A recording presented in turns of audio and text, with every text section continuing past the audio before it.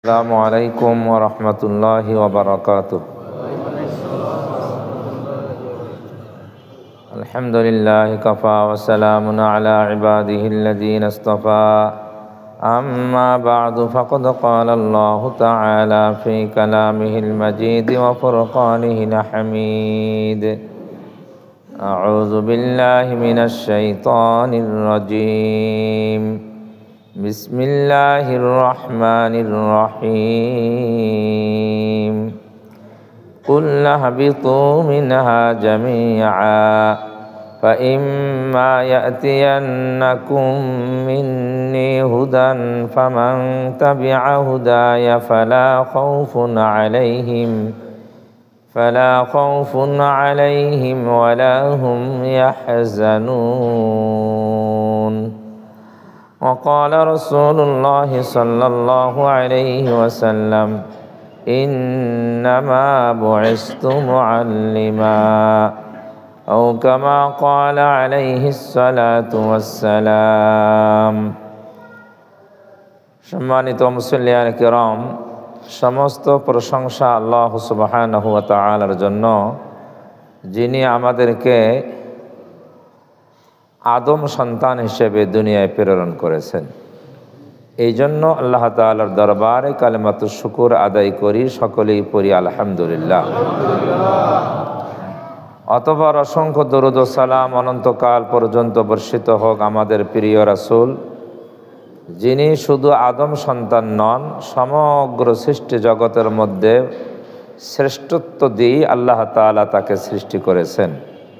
সেই রাসূলের উম্মত হওয়ার কারণে আমরা তার উপর দরুদ ও সালাম পাঠ করি সাল্লাল্লাহু আলাইহি ওয়াসাল্লাম। আল্লাহ সুবহানাহু ওয়া তাআলা মানুষ সৃষ্টি করে মানুষের মধ্যে বিভিন্ন যোগ্যতা বৈশিষ্ট্য সৃষ্টিগতভাবে দান করেছেন। বিভিন্ন যোগ্যতা বৈশিষ্ট্য সৃষ্টিগতভাবেই কি করেছেন? দান করেছেন।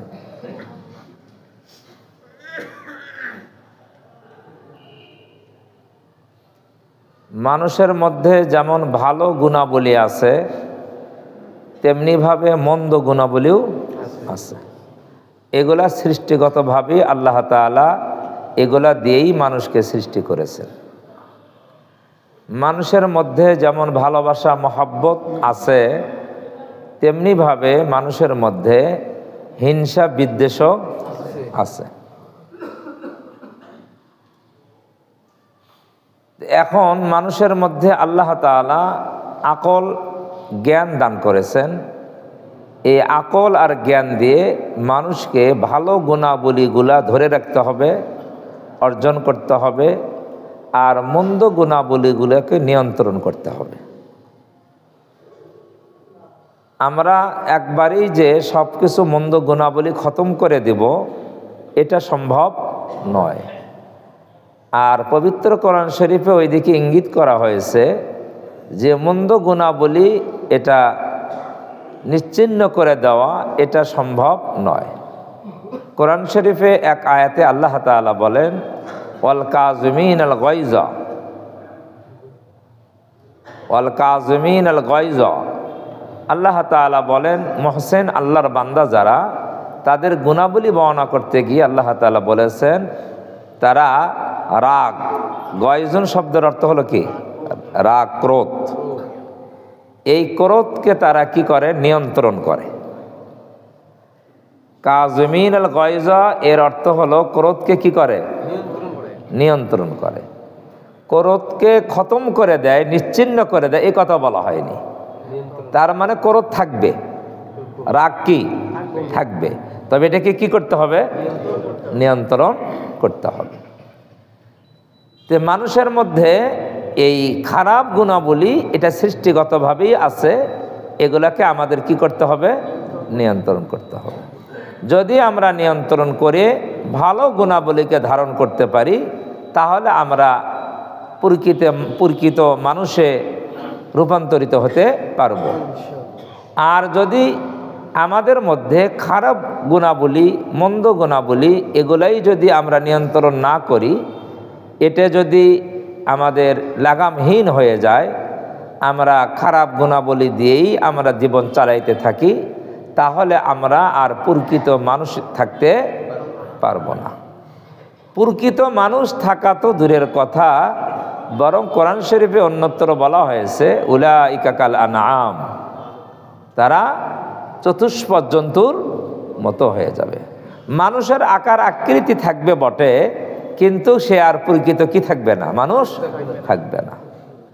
যেমন উদাহরণ দেই, একজন আরেকজনকে হত্যা করে, হত্যা যখন করে তখন কি তার প্রতি কোনো দয়া মায়া থাকে, মহব্বত থাকে, ভালোবাসা থাকে? কারণ ভালোবাসা এটা একটা ভালো গুণ। ভালোবাসা থাকলে, তা কারো প্রতি ভালোবাসা থাকলে তাকে সে মারতে পারবে না। মারে কখন? যখন তার উপরে আক্রোশ জন্মে, ক্রোধ জন্মে, হিংসা জন্মে, বিদ্বেষ জন্মে, বিশাল ক্রোধ। এই ক্রোধকে সে কি করতে পারে না, নিয়ন্ত্রণ করতে পারে না। যখন ক্রোধ নিয়ন্ত্রণ করতে পারে না, তখন সেই মানুষটা তাকে হত্যা করে ফেলে। ইসলামের দিক নির্দেশনা হলো ক্রোধকে কি করতে হবে, নিয়ন্ত্রণ করতে হবে। আমাদের পারিবারিক জীবন, সামাজিক জীবন, রাষ্ট্রীয় জীবন, আন্তর্জাতিক জীবনে সর্বত্র এখন হিংসা বিদ্বেষে কি হয়ে গেছে, পরিপূর্ণতা লাভ করেছে। এমন ষড়যন্ত্র চলতেছে, এমন ষড়যন্ত্র সর্বত্র, যেটার কোনো কুল কিনারা নাই। আমার কাছে মনে হইতেছে, আমি ক্ষুদ্র জ্ঞানে যেটা চিন্তা করে দেখি, তসবির দানা, তসবি মালা যে আছে, জপমালা, এটার যদি ওই সুতাটা কেটে দেওয়া যায়, তাহলে একটার পর একটা কি হয়, দানা পড়তেই থাকবে। বাংলাদেশের বর্তমান অবস্থায় এমনই মনে হচ্ছে, একের পর এক কি ষড়যন্ত্র। গতকাল না পরশুদিন সচিবালয়ে কি হয়েছে, আগুন। এটা কি ষড়যন্ত্র না? হ্যাঁ, দেশের সবচেয়ে বড়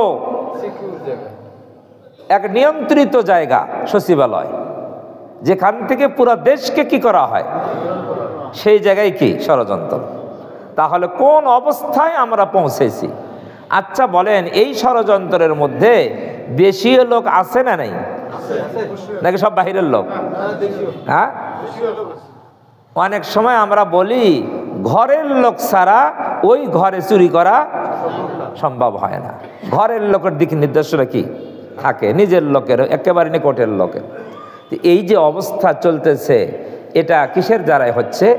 ওই আমাদের ভেতরে যে খারাপ গুণাবলীগুলো আছে, এগুলো আমরা কি করতেছি না, নিয়ন্ত্রণ করতেছি না। এগুলো নিয়ন্ত্রণ করা দরকার।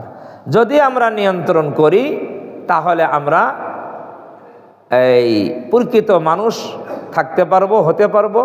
আর যদি নিয়ন্ত্রণ করতে না পারি, তাহলে বিশৃঙ্খলা বাড়তেই থাকবে, আমরা অমানুষ হয়ে যাব এবং আমরা আর প্রকৃত মানুষ থাকতে পারবো না।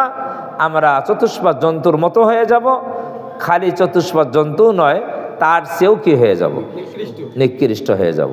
আল্লাহ তাআলা আমাদের সকলকে বোঝার তৌফিক দান করেন। মানুষের মধ্যে ভুল করার একটা প্রবণতা আছে। কি করার? এটা সৃষ্টিগতভাবেই মানুষের কি হবে, ভুল হবে। মানুষের মধ্যে সৃষ্টিগতভাবে ভুল হওয়া, ভুল করা একটা প্রবণতা আছে। এটা সৃষ্টিগতভাবে এই বৈশিষ্ট্য মানুষের মধ্যে আছে। আমাদের আদি পিতা আদম আলাইহিস সালাম, তার দ্বারাও কি হয়েছিল, এটা তো আমরা সবাই জানি কি না, ভুল হয়েছিল। বলবেন কি ভুল হয়েছিল? আদম আলাইহিস সালাম জান্নাতের মধ্যে একাই অবস্থান করেন। আচ্ছা বলেন, কাউকে যদি একটা সুন্দর, একটা বিশাল একটা ভবন, তার মধ্যে অনেক নাজ নিয়ামত, এমন কোনো জিনিস নাই, শান্তির উপকরণ সেখানে নাই, অনুপস্থিত। শান্তি আরাম আয়েশে করতে গেলে যা কিছু দরকার সেই বাড়িতে সব কিছু আছে, কোনো অভাব নাই। কিন্তু ওই বাড়িতে আপনি যদি একাই থাকেন, আর কোনো মানুষ নেই, যতই শান্তির উপকরণ থাক, নাজ নিয়ামত থাক, ভালো লাগবে? অস্বস্তি লাগবে না? একাকিত্ব। মানুষের জীবনে একাকিত্ব এটা একটা বড় কি কষ্ট, একাকিত্ব বড় যন্ত্রণা। বর্তমান আমাদের দেশে, অন্য দেশে তো আরো অনেক বেশি, আমাদের দেশেও আছে একাকিত্ব জীবন অনেক পরিবারে হয়ে গিয়েছে। ছেলে থাকে বিদেশ, মেয়ে থাকে বিদেশ, বিয়ে দিয়ে দিছে, এখন স্ত্রী মারা গেছে, এখন বৃদ্ধ বাবাজি একাই বাসায়, এরকম অনেক পরিবার আছে। ছেলেও তার কাছে নেয় না, মেয়েও বাবাকে কাছে নেয় না, কিন্তু তার টাকা পয়সা আছে, সব কিছু উপকরণ শান্তির আছে, একাকিত্ব। এই একাকিত্ব জীবন অনেক কষ্টকর, অনেক কি কষ্টকর। এই জন্য ইসলাম একাকিত্ব জীবনকে সমর্থন করে না। একাকিত্ব জীবন কি করে না, সমর্থন করে না। বলবেন হুজুর, তো কারো যদি ছেলে বিদেশ থাকে তো বাবাকে নিয়ে যাবে বিদেশ, বাবাকে নিয়ে যাবে, কাছে রাখবে। মেয়ে যদি থাকে মেয়ে কাছে রাখবে, বাবাকে কাছে রাখবে। যদি ছেলে মেয়ে কেউ না থাকে তাহলে তার ভাই আছে না, ভাই নিকটাত্মীয়ের বিধান আসবে, তার ভাই তার বোন তারা তাকে কাছে রাখবে। কিন্তু একাকিত্ব জীবন ইসলাম এটা সমর্থন করে না। তো হযরত আদম আলাইহিস সালাম জান্নাতের মধ্যে অবস্থান করতেছেন, একাকিত্ব জীবন। জান্নাতে নাজ নিয়ামত কোনো অভাব, গরম আছে, ঠান্ডা, গরম ঠান্ডা এগুলো কিছু নাই, একেবারেই কি বলবো আরামদায়ক। এমন একটা অবস্থা জান্নাতের, যেদিকে তাকায় সেদিকে নিয়ামত আর নিয়ামত। তারপরও আদম নবীর কি লাগে না, অস্বস্তি। কারণ কি, একাকিত্ব। আদম আলাইহিস সালাম একদিন ঘুমিয়ে গেলেন, ঘুমিয়ে বিভোর। আল্লাহ তাআলা ওই সময় কুদরতিভাবে আদম আলাইহিস সালামের বাম পাজরের একটা হাড় কুদরতিভাবে বের করলেন অপারেশন করে। এটা আল্লাহর কুদরতি অপারেশন। রক্ত বের হয়েছে না। তাফসীরের কিতাবে আছে প্রত্যেকটা পুরুষ মানুষের যে ডান পাশের পাজরের হাড় আছে, বাম পাশেরও কি আছে, ডান পাশে আছে 18টা হাড়, কয়টা, আর বাম পাশে আছে 17টা। ডাক্তার সাহেব ঠিক নাকি? হ্যাঁ, ডান পাশে কয়টা, 18টা, বাম পাশে 17টা। কেন? একটা বের করে নিছে, একটা কি করছে, বের করছে। ওই হাড় দিয়ে আল্লাহ তাআলা হযরত হাওয়া আলাইহিস সালামকে কি করলেন, সৃষ্টি করলেন। কোরআন শরীফে এই কথাটা ইঙ্গিতে বলা হয়েছে, ওয়া খালাকা মিনহা যাওজাহা। আল্লাহ তাআলা আদম থেকে আদমের স্ত্রীকে বানাইলেন, আদম থেকে আদমের স্ত্রী, মাটি দিয়ে না। হাওয়াকে বানাইছে মাটি দিয়ে, আদম থেকে। এই কথার ব্যাখ্যা হাদিসে বলা হয়েছে, যে কথাটা একটু আগে বলা হলো, যে তার হাড়, একটা হাড়, বাম পাজরের হাড় বের করে সেখান থেকে কি করা হয়েছে, হাওয়াকে বানানো হয়েছে। এরপর আল্লাহ তাআলা তাদের সাথে বিবাহ দিয়ে দিলেন, দুইজন স্বামী স্ত্রী বসবাস করতে থাকলেন, বসবাস করতে থাকলেন, বসবাস করতে থাকলেন আরাম আয়েশের মধ্য দিয়ে। কোনো টেনশন নাই, কোনো অস্বস্তি নাই, কোনো কষ্ট নাই, আরাম আর আরাম। এইভাবে সময় অতিবাহিত হতে লাগলো। আল্লাহ তাআলা একটা আদেশ জারি করলেন দুইজনের প্রতি, ওয়াকুল্লা ইয়া আদাম উসকুন আনতা ওয়া যাওজুকাল জান্নাতা ওয়া কুলা মিনহা রাগাদান হাইসু শি'তুমা ওয়া লা তাকরাবা হাযিহি শাজারাতা ফাতাকুনা মিনাজ জালিমিন।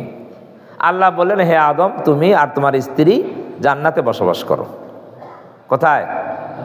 জান্নাতে বসবাস করো, দুইজনই জান্নাতে বসবাস করো। আর জান্নাতের যেখানে ইচ্ছা সেখানে যাও, যা ইচ্ছা তাই পানাহার করো, যা ইচ্ছা, যত নিয়ামত দেখতেছো যা ইচ্ছা তাই খাও, আর যেখানে ইচ্ছা সেখানে যাও। ওয়ালা তাকরাবা হাযিহি শাজারাতা, তবে একটা গাছের দিকে আল্লাহ ইশারা করে বললেন, এই গাছের কাছে যাবা না, এই গাছের নিকটে যাবা না। তার অর্থ এই গাছের ফল খেয়েও না। যদি খাও তাহলে তোমরা কি হয়ে যাবা, জালেম হয়ে যাবা। জালেম, অপরাধী। কেন অপরাধী? আল্লাহর হুকুম অমান্য, আল্লাহর হুকুম অমান্য করেই তো অপরাধী, অপরাধ। আল্লাহ বললেন এটা করো না, এখন কেউ যদি সেটা করে তাহলে আল্লাহর হুকুম লঙ্ঘন না? আল্লাহর হুকুম লঙ্ঘন, এটা হলো অপরাধ। আল্লাহ যদি বলে এটা করো, কেউ যদি না করে তাহলে হুকুম অমান্য। এটা করো না, সেটা যদি করে তাহলে এটা অপরাধ। তা আল্লাহর হুকুম অমান্য করা এটা অপরাধ। এখন আদম আলাইহিস সালাম জান্নাতে অবস্থান করতেছেন। এইদিকে এর আগের ঘটনা, এই জান্নাতে অবস্থানের আগের ঘটনা হলো আল্লাহ তাআলা আদমকে সিজদা করতে কি করেছিলেন? আদেশ করেছিলেন সব ফেরেশতাদেরকে। সবাই ফেরেশতারা সিজদা করেছে, ইবলিস কি করে নাই? করে নাই। এই জন্য ইবলিস মরদুদ হয়ে গিয়েছে, অভিশপ্ত হয়েছে। যখন ইবলিস অভিশপ্ত হয়েছে তখন সে অঙ্গীকার করেছে, এই আদমের কারণে আমি কি হইলাম? অভিশপ্ত হলাম।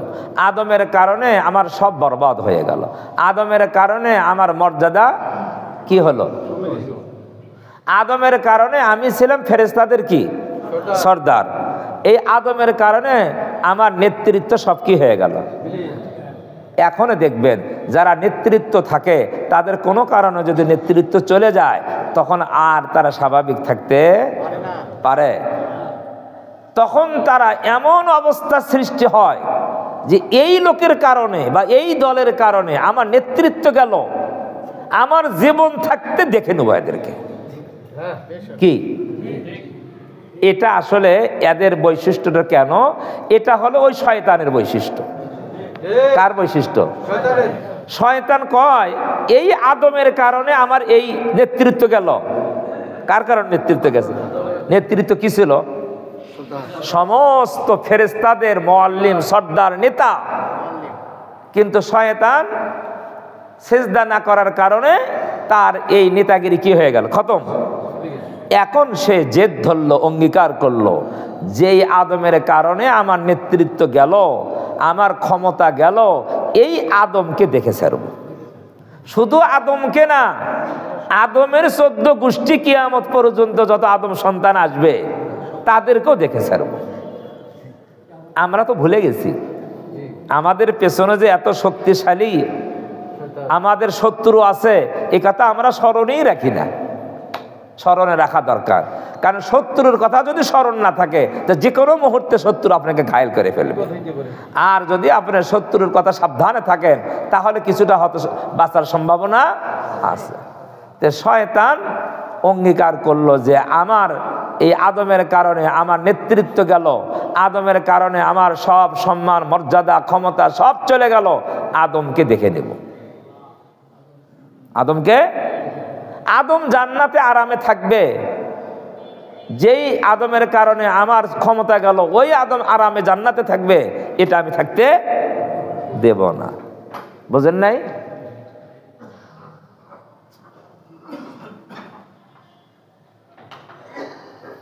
বৈষম্য বিরোধী ছাত্র আন্দোলনের কারণে বিগত সরকারের ক্ষমতা গেছে, তাদের সাথে আরো অনেকেই ছিল, ঠিক না ঠিক? এখন যাদের কারণে ক্ষমতা গেল তাদেরকে আরামে থাকতে দিব? একে সেম শয়তানের ঘটনা। কথা বোঝেন নাই? আমাকে ক্ষমতাচ্যুত করে তুমি জান্নাতে আরামে থাকবে, তোমাকে থাকতে দেব না। আমাকে ক্ষমতাচ্যুত করে তুমি ক্ষমতা চালাবা, অন্তর্বর্তীকালীন সরকার, তোমাদেরকেও আরামে থাকতে। ঘটনা তাই ঘটছে কিনা? একেবারে শয়তান যা ঘটাইছে বর্তমান আমাদের দেশেও কি তাই ঘটতেছে। শয়তান বিভিন্ন কলা কৌশল শুরু করলো, জান্নাত থেকে আদম হাওয়াকে কেমনে বের করা যায়, কলা কৌশল শুরু করলো। একেবারে যদি শত্রুর ভেসে আসে, শত্রুর রূপ ধরে আসে, তাহলে কি আপনি কি শত্রুর কথা শুনবেন? শত্রু যদি শত্রুর আকৃতিতে আসে তাহলে কেউ শত্রুর কি কথা শুনবে? না। শত্রু আসবে অন্য ভেসে। কি ভেসে? কোন সময় দরবেশের ভেসে। কিসের ভেসে? দরবেশকে মানুষ বিশ্বাস করে না, কথায় কথা আসে। আমাদের এই তাবলিগ জামাত যেটা 100 বছর হলে চলতেছে, কত বছর?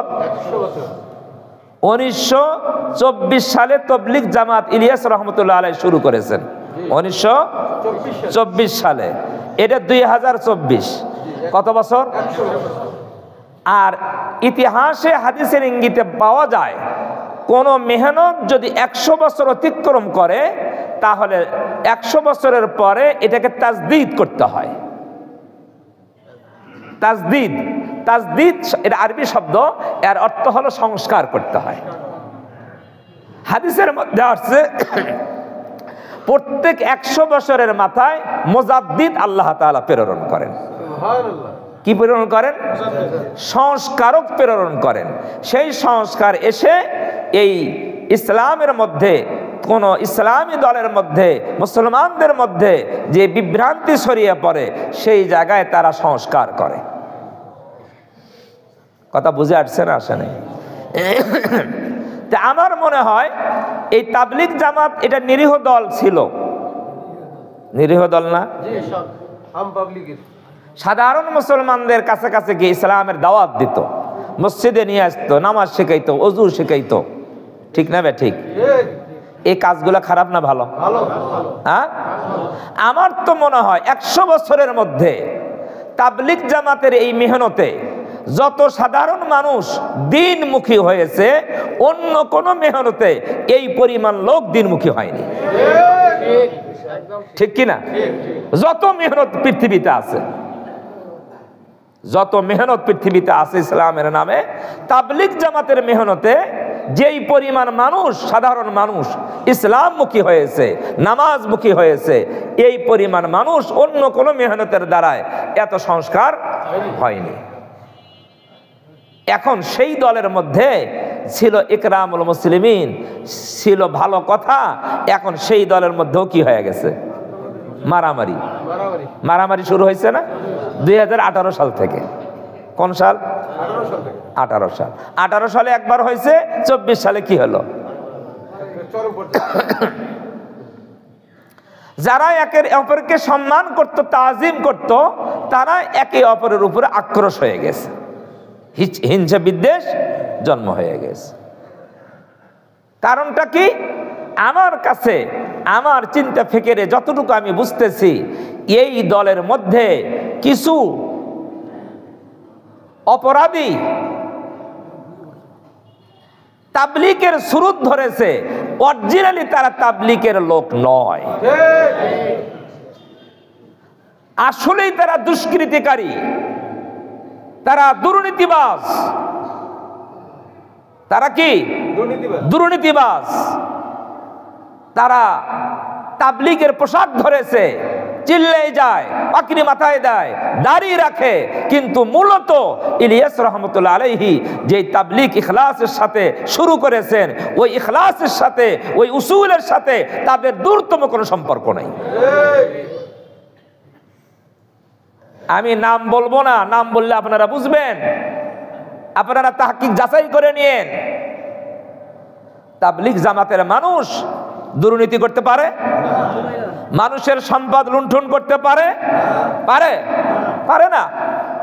তাদের এই উসুলের মধ্যে এই কথা নাই। কিন্তু এখন থলের বিড়াল বের হয়ে আসতেছে। কথা বোঝেন নাই? চেহারা তুলতে, চেহারা তুলতে কি ওঠে? হ্যাঁ, কিছু বের হয়। এই ঘটনা আমি অনুরোধ করব সকলকে, কোন দলকে মেনশন করে না, পুরা তাবলিগ জামাতকে, পুরা তাবলিগ। মৌলানা সাহাদ সাহেব টঙ্গীর ময়দানে বয়ান করত, এই বয়ানের তর্জমা করত মৌলানা জুবায়ের সাহেব। ঠিক না ভাই? ঠিক। তর্জমা করতো কে? আচ্ছা বলেন, তাহলে মৌলানা জুবায়ের সাহেব মৌলানা সাহেব সাহেবের বক্তব্য বেশি বুঝছে না আপনি বেশি বোঝেন? কথা বোঝেন নাই? হ্যাঁ, যে লোকটা তার বক্তব্যের তর্জমা করলো দীর্ঘ বছর, দীর্ঘ সময়, ওই লোকটা মৌলানা সাদ সাহেবকে বেশি বুঝছে না আমি আর আপনি বেশি বুঝলাম? কথা বোঝেন নাই? হ্যাঁ, তাহলে যেই লোকটা বেশি বুঝলো, তার তর্জমা করলো, ওই লোকটা তার সাথে এখন নাই, তার সাথে নাই। তাহলে কোথায় দোষ, কোথায় ফাটল? 2 নম্বরে দিল্লির যেই মারকাজে ইলিয়াস রহমতুল্লাহ আলাই থাকতেন, তার ছেলে থাকতেন ইনামুল হাসান রহমতুল্লাহ থাকতেন, যেই মারকাজে মৌলানা সাদ সাহেব আছে, ওই মারকাজে আরো মুরব্বী ছিল কি ছিল না? না খালি একাই মৌলানা সাদ সাহেবকে একাই? মৌলানা ইব্রাহিম দৌলা বড় মুরব্বী, মৌলানা সাদ সাহেবেরও মুরব্বী, আরো অনেক মুরব্বী ওই দিল্লির মারকাজে ছিল। এখন তারা দিল্লির মারকাজে নাই, দিল্লির মারকাজে নাই। তাহলে এখন বলেন, মৌলানা ইব্রাহিম দৌলা, মৌলানা সাদ সাহেবের ওস্তাদ যারা, তারাই কি দিন বেশি বুঝলো, তবলিগ বেশি বুঝলো, না সাদ সাহেব বেশি বুঝলো? কথা কি বুঝাইতে পারছি? তাহলে সেখানে দ্বন্দ্ব হলো। বাংলাদেশে যিনি সব তর্জমা করলেন, আরবি বক্তব্যের তর্জমা, সমস্ত বুজুর্গদের বক্তব্যের তর্জমা যিনি করলেন, এত বড় নেতৃত্ব যিনি দিলেন এই দীর্ঘ জীবন ধরে, এখন আমরা তাকেও সহ্য করতে পারতেছি না। তাহলে এটা কিসের কারণ হচ্ছে? এটা ওই যে জন্মগত হিংসা, আল্লাহর দেওয়া কি আছে, ওই হিংসা বিদ্বেষ, এটা আমরা বরদাস্ত করতে পারতেছি না। তা আমি বলতেছি যে আসলে তাবলীগের এই কাজ খুব মোবারক কাজ ছিল, বরকতময় কাজ ছিল, হাজারো লক্ষ মানুষকে দ্বীনের পথে নিয়ে আসার একটা কাজ ছিল। বর্তমান যে অবস্থা, এই অবস্থায় মানুষের কাছে এই মেহনতের কি আর মূল্য আছে? হ্যাঁ, মানুষের কাছে দাওয়াত দিতে গেলে মানুষ বলবে, আরে তোরা তো নিজেরাই ঠিক নাই, একজন আরেকজনকে হত্যা করিস, তোরা কিসের দাওয়াত দিস? বলবে কি বলবে না? তাহলে এই অবস্থার থেকে ফিরে আসার কি দরকার আছে না নাই? ফিরে আসতে হবে। আমি উভয় দলকে সম্বোধন করে বলবো, অনুরোধ করব যে একটা কাজ আমরা করি, একটা কাজ করি, এই কাজটা সামনে বলবো। শয়তান চেষ্টা করে, ক্ষমতাচ্যুত হয়ে শয়তান আদমকে বের করার পরিকল্পনা করছে, শয়তানের রূপ ধরে নয়। কারণ শয়তানের রূপ ধরে আসলে তো আদম হাওয়া শুনবে না। রূপ ধরছে কিসের রূপ? দরবেশের রূপ। কিসের রূপ? দরবেশের রূপ। কোরআন শরীফে আছে। শয়তান আদমের কাছে এসে বলে, ও আদম হাওয়া, আল্লাহ তোমাদেরকে জান্নাতের মধ্যে অবস্থান করতে বলেছেন, এই গাছের নিকট যেতে নিষেধ করেছেন। আসলে কি তোমরা জানো এই গাছের কাছে গেলে গাছের ফল খেলে কি হবে? তোমরা কি জানো? আদম আলাইহিস সালাম বলেন, না না, আমরা তো জানি না, জানারও আমাদের প্রয়োজন নাই। আল্লাহ নিষেধ করেছেন, এই জন্য তার কাছে আমরা যাব না। নিষেধ কার? কারণ জানার কি কোনো দরকার আছে? কারণ জানার কোনো দরকার নাই। আল্লাহর নিষেধ, এটাই আমরা মানব। কি কারণে নিষেধ করেছেন এটা আমরা আমাদের জানার দরকার নাই। শয়তান তখন দরবেশের আকৃতি ধরে শয়তান বলে, আমি তোমাদের হিতাকাঙ্ক্ষী একজন ব্যক্তি। কি ব্যক্তি? তোমার কল্যাণ চাই, তোমাদের কল্যাণ চাই, তোমাদের আমি উপকার করতে চাই, তোমাদের হিতাকাঙ্ক্ষী উপকারী আমি একজন ব্যক্তি। আদম বলে, কি উপকার করতে চাও? শয়তান বলে, এই যে গাছটা দেখা যায়, এই গাছের ফল যদি খাও, আল্লাহ নিষেধ করেছেন, এর পেছনে কারণ হলো এই গাছের ফল খেলে তোমরা ফেরেশতা হয়ে যাবা। কি হয়ে যাবা? ফেরেশতা। কোরআন শরীফে আছে, মালাকাইনে, তোমরা দুইজন কি হয়ে যাবা? ফেরেশতা হয়ে যাবা। তোমরা যাতে করে ফেরেশতা না হও, ফেরেশতা না হও, এই জন্য গাছের ফল খাইতে নিষেধ করছে। কারণ গাছের ফল খাইলে ফেরেশতা হয়ে যাবা, এই জন্য গাছের ফল খাইতে নিষেধ করছে। 1 2 নম্বর উপদেশ দেয়, ও আদম হাওয়া, তোমরা এই গাছের কাছে যাইতে নিষেধ করেছে, তোমরা যদি গাছের কাছে যাও, এই জন্য নিষেধ করেছে, গাছের কাছে গেলে, গাছের ফল খাইলে তোমরা চিরদিন এই জান্নাতে থাকতে পারবা। গাছের কাছে গেলে কি হবে? আর গাছের কাছে না গেলে কথা উল্টা না? কথা কি উল্টা? উল্টা। গাছের কাছে বল, গাছের ফল না খাইলে চিরদিন থাকতে পারবা না এই জান্নাতে, আর ফল খাইলেই চিরদিন থাকতে পারবা। কয়টা ষড়যন্ত্র দিল? দুইটা। ওই সময় আদম আলাইহিস সালাম আল্লাহ যে আদেশ করেছিলেন এই গাছের কাছে যেও না, শয়তানের ওয়াজ নসিহত শুনতে শুনতে আল্লাহর আদেশটা আদম আলাইহিস সালাম ভুলে গেলেন। কোরআন শরীফে আছে, বানায় বলতেছে না, ফানাসিয়া আদম, শয়তানের উপদেশ শুনতে শুনতে, শয়তানের ওই কথা শুনতে শুনতে আদম আলাইহিস সালাম, হাওয়া আলাইহিস সালাম আল্লাহর নির্দেশ ভুলে গেলেন। আল্লাহর নির্দেশ কি ভুলে গেলেন? আল্লাহর নির্দেশ ভুলে গিয়ে গাছের নিকটে গেলেন, গাছের ফল খেলেন। এটা আপনারা জানেন, গাছের ফল খাওয়ার সাথে সাথে আল্লাহর হুকুম অমান্য হয়ে গেল, আল্লাহর নাফরমানি হয়ে গেল, অবাধ্য হয়ে গেল। এরপরে তাদের জান্নাতি যে পোশাক তাদের শরীরে ছিল, সাথে সাথে সমস্ত পোশাক আল্লাহ কেড়ে নিলেন। তারা কি হয়ে গেল? উলঙ্গ। উলঙ্গ থাকা কি ভালো? সাথে সাথে তারা গাছের পাতা ছিঁড়ে তাদের শরীর ঢাকা শুরু করে দিলেন। কোন কোন কিতাবে পাওয়া যায় আদম আলাইহিস সালাম গাছের 3টা বড় পাতা ছিঁড়ে, জান্নাতের এক গাছের বড় 3টা পাতা ছিঁড়ে তার শরীর ঢেকেছিলেন, গুপ্ত অঙ্গ ঢেকেছিলেন।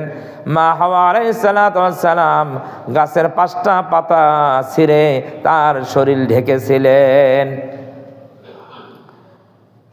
এই ঘটনার কারণে ওলামায়ে কেরাম বলেন, মানুষ যখন মারা যায়, পুরুষ মানুষ যখন মারা যায়, তখন তাদেরকে 3টা কাফন দিয়ে কাফন পরাইতে হয়। আর নারীরা যখন মারা যায় তখন 5টা কাপড় দিয়ে তাকে কাফন দিতে হয়। এই 5 আর 3-এর ঘটনা ওই জান্নাত থেকে আসছে। আল্লাহ রাব্বুল আলামিন বললেন, ঘটনা ঘটে গেল, আল্লাহ বললেন কুল্লা হাবিতু মিনহা জামিআ। আমি যে আয়াত পড়েছি এই আয়াত, আল্লাহ বললেন ও আদম হাওয়া, আদম হাওয়ার মাধ্যমে যত আদমের পূর্ব পরবর্তী বংশধর দুনিয়াতে আসবে, তোমরা সবাই শয়তান সহ তোমরা জান্নাত থেকে দুনিয়ায় চলে যাও। আল্লাহর আদেশ, জান্নাত থেকে। কারণ জান্নাতে তোমরা থাকতে পারবা না। জান্নাতে থাকার যোগ্যতা তোমরা কি করছো? হারিয়ে ফেলছো। জান্নাতে থাকার যোগ্যতা তোমরা হারিয়ে ফেলছো। তোমরা জান্নাত থেকে তোমরা দুনিয়ায় চলে যাও। আল্লাহ তাআলা দুনিয়ায় পাঠিয়ে দিলেন। লম্বা কথা, আমি সেদিকে যাব না। দুনিয়ায় আসলো, কোথায় আসলো অত দরকার নেই ব্যাখ্যার। দুনিয়ায় আসলো, আল্লাহ রাব্বুল আলামিন আদমকে বললেন, ও আদম, আমি কি তোমাকে নিষেধ করি নাই এই গাছের ফল খাইতে, এই গাছের নিকটবর্তী হতে? নিষেধ করি নাই? তুমি কেন আমার হুকুম অমান্য করলে? তুমি কেন এই গাছের কাছে গেলে? তুমি কেন এই গাছের ফল খেলে? আমার হুকুম কেন অমান্য করলে? আমি কি তোমাকে নিষেধ করি নাই? আমি কি কথা বলি নাই শয়তান তোমার চরম আর পরম শত্রু? এ কথাকে আমি বলি নাই? আমি বলে দিয়েছি, তারপরও তুমি কেন শয়তানের ওয়াসওয়াসায় পড়ে তুমি আমার হুকুম অমান্য করলে? এই ঘটনার থেকে আমরা বুঝলাম আদম আলাইহিস সালাম ভুলে গিয়ে এই ভুলটা করেছেন, না করেন নাই? আমরা আদম সন্তান, আমাদেরও ভুল হয়, হয় কি না? ভুল হয়, হয়। ভুল হবে, এটাই স্বাভাবিক। এখন আমাদের যদি ভুল হয়ে যায়, আমরা যে দলেরই হই না কেন, যেই গোষ্ঠীরই হই না কেন, তবলিগি হই আর তবলিগি না হই, আর যে কোনো দলের, রাজনৈতিক দলের যে কোনো ব্যক্তি হই না কেন, মানুষ মাত্রই আমাদের ভুল হয়। আমাদের আদি পিতা আদমের ভুল হয়েছে, আদি মাতা মা হাওয়ার ভুল হয়েছে, অতএব আমাদেরও ভুল হবে। এখন ভুল হয়ে গেলে আমাদের করণীয় কি? করণীয় আছে না নাই? ভুল হয়ে গেলে আমাদের করণীয়, ওইটাই আমাদের করণীয়। আমাদের আদি পিতা আদি মাতা যা করেছিলেন আমাদেরও তা করা উচিত। বলবেন আদি মাতা আদি আদি পিতা ভুল হওয়ার পরে তারা কি করেছিলেন? কোরআন শরীফ সাক্ষী, ক্বালা রব্বানা যালামনা আনফুসানা ওয়া ইল্লাম তাগফির লানা ওয়া তারহামনা লানাকুনান্না মিনাল খাসিরিন। ক্বালা, তারা দুইজনে বললেন, দুইজন বলতে আদম আর হাওয়া বললেন, রব্বানা যালামনা আনফুসানা, ও আমাদের পালনকর্তা, আমরা নিজেদের প্রতি জুলুম করেছি, আমরা ভুল করেছি, অপরাধ করেছি। তাহলে ভুল হয়ে যাওয়ার পরে অপরাধ স্বীকার করতে হবে। অপরাধ কি করতে হবে? অপরাধ স্বীকার করতে হবে। ভুল যখন হয়ে যাবে কারো দ্বারা, অপরাধ স্বীকার করতে হবে, স্বীকৃতি দিতে হবে, অনুশোচনা করতে হবে যে আল্লাহ, আমি মানুষ, আমার ভুল হয়ে গিয়েছে, আমি অপরাধ স্বীকার করতেছি। এরপর আদম হাওয়া বলেন, ওয়া ইল্লাম তাগফির লানা, ও আমাদের পালনকর্তা, আপনি যদি আমাদের ক্ষমা না করেন, আমরা যে ভুল করছি ক্ষমা চাইতেছি আপনার কাছে, ভুল হয়ে গিয়েছে, আপনি দয়া করে আমাদেরকে ক্ষমা করেন। যদি ক্ষমা না করেন, ওয়া তারহামনা, আমরা আপনার কাছে রহম চাইতেছি, আপনি আমাদের প্রতি রহম করেন, দয়া করেন। যদি আপনি রহম আর দয়া না করেন, আমরা ক্ষমা চাইতেছি, যদি আপনি ক্ষমা না করেন, রহম না করেন, লানাকুনান্না মিনাল খাসিরিন, আমরা অবশ্যই ক্ষতিগ্রস্ত হয়ে যাব। তাহলে আদি পিতার এই ঘটনা থেকে আমরা বুঝলাম মানুষ মাত্রই ভুল হয়। ভুল হয়ে গেলে আমাদের আদি পিতা আমাদেরকে শিক্ষা দিয়েছেন, আমাদের আল্লাহ আদি পিতার মাধ্যমে আমাদের শিক্ষা দিয়েছেন, ও আদম সন্তানেরা, তোমাদের যখন ভুল হবে, তোমাদের পিতার যেমন ভুল হয়েছিল, উনি যেই পন্থা অবলম্বন করেছিলেন, উনি যেই কাজ করেছিলেন, তোমরাও সেই কাজ যদি করো, তোমাদের আদি পিতাকে আমি আল্লাহ যেমন ক্ষমা করে দিয়েছি, মাফ করে দিয়েছি, পুনরায় তাকে জান্নাতের ব্যবস্থা করেছি, তোমরাও তার সন্তান হয়ে যদি ভুল করে পিতার অনুসরণ করো, আনুগত্য করো, ক্ষমা চাও, আমি আল্লাহ ওয়াদা করলাম তোমাদেরকেও ক্ষমা করে দিব। আল্লাহর ওয়াদা, ক্ষমা করে দিবেন, কিন্তু পিতার আদর্শ অবলম্বন করতে হবে। আদি পিতার আদর্শ অবলম্বন করতে হবে, তখন আমাদের ক্ষমা হয়ে যাবে।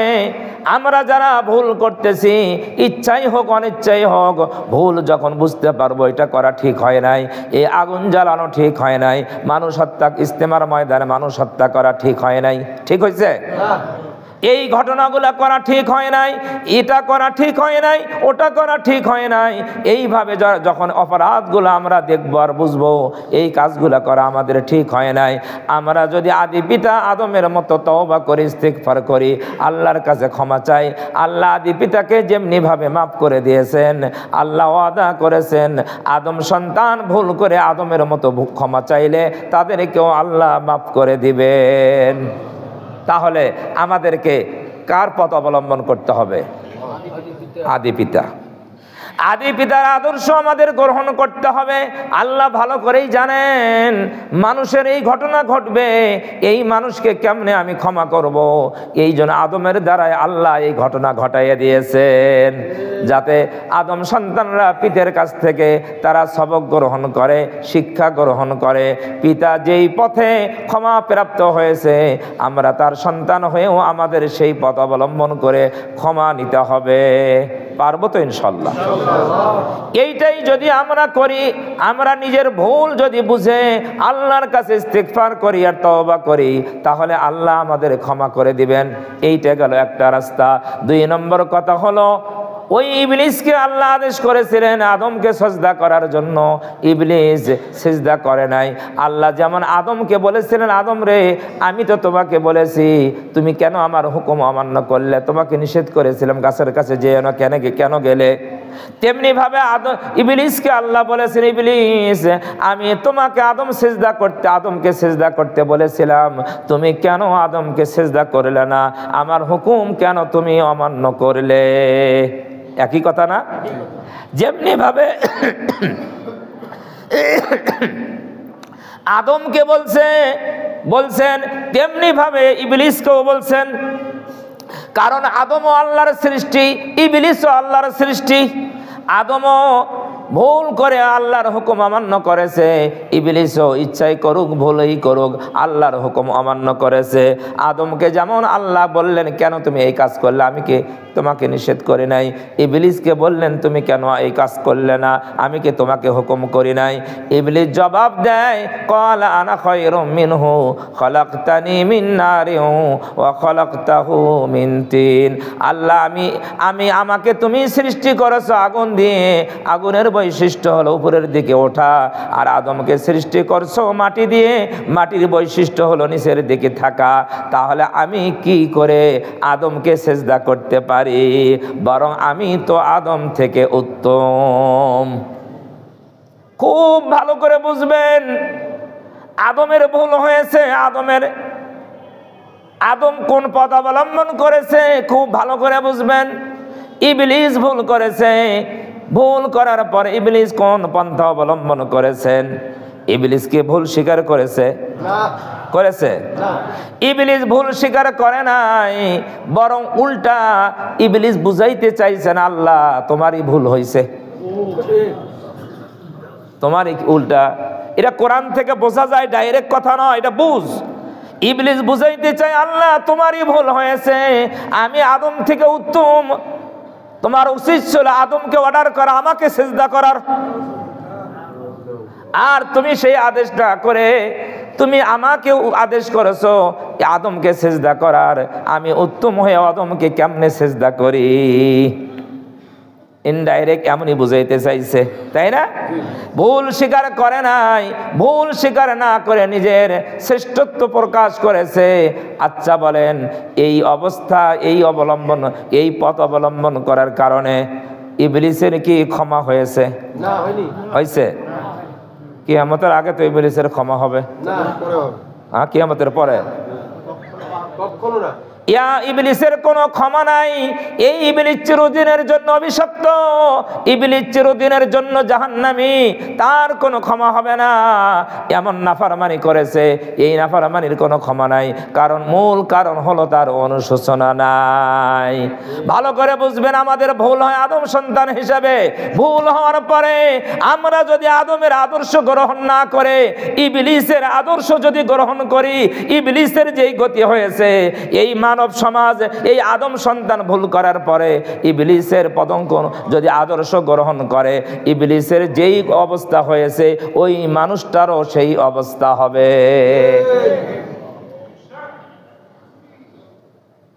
ভুল করে মানুষকে হত্যা করেছো, আদমের আদর্শ গ্রহণ করো, আল্লাহ ক্ষমা করে দিবেন। কিন্তু এই কথা বলো না আমি ঠিকই করেছি, এই কথা বলা যাবে? ভুল করে জাতির ক্ষতি করেছো, তুমি ভুল স্বীকার করো, তওবা করো, আল্লাহ মাফ করে দিবেন, এ কথা বলো না আমি ঠিকই করেছি। আর একটা ভুল করে যদি ওইটা ঠিক প্রমাণ করতে যান, আল্লাহর কসম করে বলি, একটা ভুল করে অন্যায় করে যদি ওইটা ঠিক প্রমাণ করতে যান, একটা দুইটা মিথ্যা দিয়ে হবে না, হাজারো মিথ্যা বলতে হবে। ঠিক না বেঠিক? হ্যাঁ, একটা মিথ্যাকে যদি ঢাকতে চান, একটা মিথ্যা দিয়ে হবে না, হাজারো মিথ্যা বলতে হবে, তারপর মিথ্যা তাও ঢাকা যাবে না। ঢাকা যাবে? তারপরও মিথ্যা ঢাকা যাবে না। এই জন্য আমি পুরা দেশবাসীর কাছে উদাত্ত আহ্বান জানাচ্ছি, আমরা আদম সন্তান, শেষ নবীর উম্মত, আমাদের ভুল হয়ে যেতে পারে, আমরা তওবা করি। কি করি? তওবা করি। আমরা ফিরে আসি, নিজেদের ভুলকে আমরা ছেড়ে দেই, আল্লাহর কাছে তওবা করি, আল্লাহ তাআলা অবশ্যই আমাদেরকে ক্ষমা করে দিবেন। আর আমরা যখন আমাদের ভুল থেকে ফিরে আসব, তওবা করব, আমাদের পরিবারে, আমাদের সমাজে, আমাদের রাষ্ট্রে শান্তি কায়েম বিরাজ করবে, তখন শান্তি চলে আসবে। আর যদি ষড়যন্ত্র করতেই থাকি, ভুলকে যদি ভুল না বলে ঠিকই করছি, হ্যাঁ, একটার পর একটা মিথ্যা যদি বলতেই থাকি, মানুষ হত্যা করেছি, হুকুম দিয়েছি, এরপরে যদি বলি না আমি করি নাই, ওই নিজেই করছে, হচ্ছে না এরকম? এইরকম। তাহলে এই ভুল চলতেই থাকবে, অশান্তির আগুন জ্বলতেই থাকবে। এটার থেকে আমাদের পরিত্রাণের উপায় একটাই হলো, আদম সন্তান আমরা, আমাদের আদমের আদর্শ গ্রহণ করতে হবে, ইবলিসকে প্রত্যাখ্যান করতে হবে। ইবলিসের আদর্শ মানা যাবে না। ইবলিস থেকে আমাদেরকে দূরে থাকতে আল্লাহ নির্দেশ দিয়েছেন। আল্লাহ বলেছেন যে তোমরা দুনিয়ায় যাচ্ছ, তোমরা একে অপরের শত্রু। এই কথা কোরআন শরীফে দুনিয়াতে পাঠিয়ে দিলাম, তোমরা একে অপরের শত্রু। মুফাসসিরে কেরাম দুইটা অর্থ করেছেন, একটা হলো মানুষ আর একটা হলো শয়তান। মানুষ আর শয়তান একে অপরের কি? শত্রু। এই শত্রু করেই আল্লাহ দুনিয়ায় পাঠাইছেন। আরেকটা অর্থ হলো এক মানুষ আরেক মানুষের শত্রু। এটাও তো ঠিক, মুফাসসিরা যে ব্যাখ্যা করছে ঠিক না? এক মানুষ এক দল আরেক দলের শত্রু, আর মানুষ শয়তানের কি? শত্রু। শয়তান মানুষের শত্রু। অতএব আমাদেরকে সাবধান থাকতে হবে, আল্লাহর দ্বীনের দিকে আসতে হবে, আদম সন্তান হিসেবে আদমের আদর্শ গ্রহণ করতে হবে। আল্লাহ তাআলা আমাদের তৌফিক দান করেন। সবাই বলে আমিন।